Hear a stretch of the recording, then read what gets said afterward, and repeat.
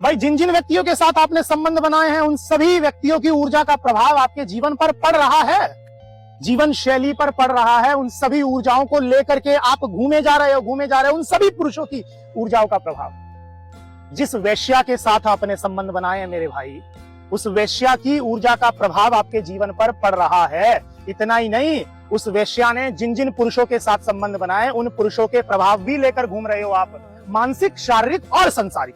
ये तीन प्रभाव आपके जीवन पर पड़ते हैं। क्योंकि संबंध क्या है, संबंध क्या है आप बताइए ना, ऊर्जाएं।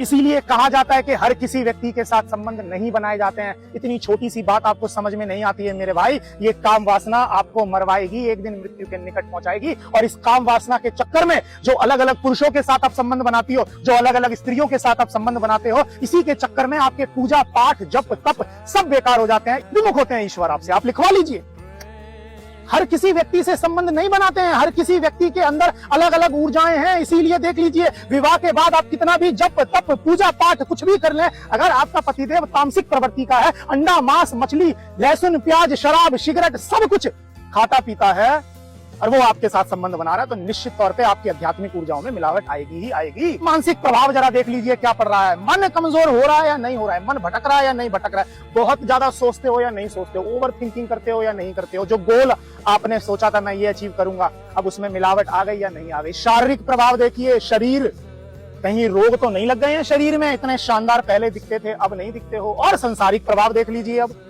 इंटरव्यू क्रैक नहीं हो रहे हैं, जॉब नहीं लग रही है, जॉब कर रहे हो तो वहां रेस्पेक्ट नहीं है, छोड़ने की नौबत आ गई है। और सबसे बड़ा प्रभाव, मां लक्ष्मी की कृपा ही चली गई है। कर्जा दिन पे दिन इतना बढ़ता जा रहा है, इतना बढ़ता जा रहा है कि पूरा जीवन किस्त दे देकर निकल रहा है। इसका मतलब समझिए, शुभकामनाएं मेरी तरफ से आपके जीवन में कि आपने निश्चित तौर पर एक तामसिक व्यक्ति से संबंध बना लिए जो तामसिक ऊर्जाओं का धनी था। क्या सपना था आपका, सोचिए। आकाश में उड़ने के लिए ईश्वर ने आपको बनाया था, वो बड़ी बड़ी उपलब्धियां आपके जीवन में होती, मगर आपने क्या किया। हर किसी पुरुष के आगे नग्न हो जाती हैं आप, जो हल्का सा सुकून आपको दे दे, जो हल्का सा अपनापन आपको दे दे। हाँ मेरे भाई, कितना संबंध बनाओगे उस स्त्री के साथ, आपका जीवन नरक हुए जा रहा है। कर्जे में आ गए हो, माँ बाप के लिए कुछ नहीं किया आपने अभी तक, उसी स्त्री पे पैसा खर्च किए जा रहे हो, किए नहीं जा रहे हो, बता दो।